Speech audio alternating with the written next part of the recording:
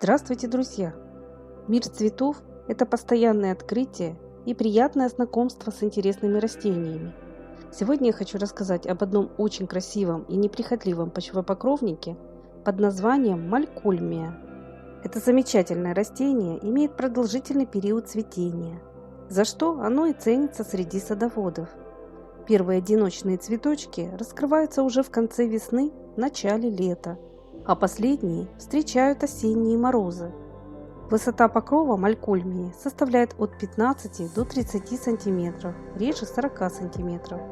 В зависимости от вида это могут быть однолетние, двулетние и многолетние растения. У нас же ее выращивают как неприхотливый, засухоустойчивый и непрерывно цветущий однолетний почвопокровник, покоряющий россыпью своих красочных ароматных цветов. Это и не удивительно, ведь ближайшей родственницей малькольмии является многим известная маттиола, которую за приятный запах еще называют ночной фиалкой. Малькольмия полюбилась многим не только своей простотой выращивания и привлекательным видом, но и чудесным ароматом. Ее потрясающим запахом вы сможете наслаждаться все лето и даже часть осени. Эти очаровательные цветы настолько ароматные, что постоянно притягивают к себе разных бабочек и бражников. Такое приятное на запах растение обычно высаживают вблизи зон отдыха, возле дома, на террасе или на балконе. Малькольмию можно выращивать не только в открытом грунте, но и в контейнерах. Цветы небольшие и очень простой формы, состоящие из 4 лепестков, но их окраска и большое множество в пик цветения всегда привлекают взгляд. Так и хочется поближе рассмотреть каждый цветочек. Не зря многие садоводы соцветия малькольмии называют акварельными. В их окраске сочетаются самые разные красочные оттенки. Цвет лепестков может совмещать лилово-голубые, розово-сиреневые, лазурные и прочие тона. Такое впечатление, что над каждым цветком искусно поработал художник, расписав их акварелью.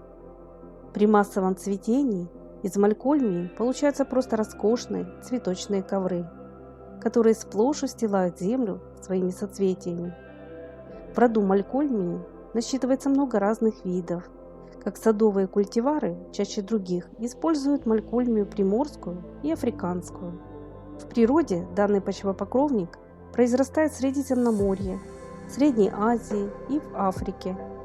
Его можно встретить на открытых прибрежных участках, среди камней и на песчаной земле. Поэтому малькольмии не страшна временная засуха и скудный состав почвы.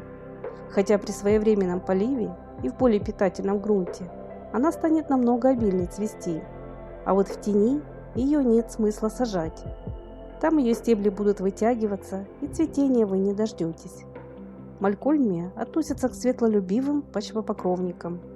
Это и не удивительно, ведь при таком длительном периоде цветения ей необходимо много света. При должном уходе и своевременной посадке в правильном месте это растение начнет цвести уже с конца мая. Малькольмия достаточно холодостойкая культура. Ее цветение длится не только в теплый летний период, но и осенью, особенно в садах с мягким климатом. Последние соцветия раскрываются вплоть до прихода заморозков.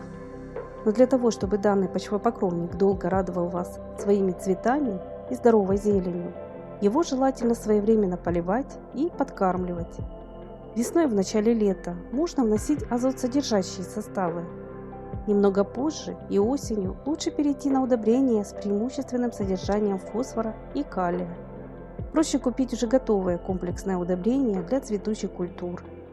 Еще одно важное уточнение. Малькольмия не станет расти на почвах с кислой реакцией, предпочитая более известковый состав.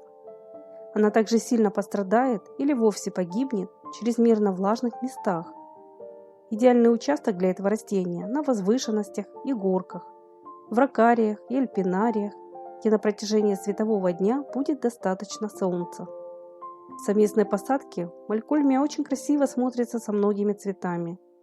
Например, с голубой немофилой, лимнантесом, маргаритками, почвопокровной абриетой, флоксами и другими растениями.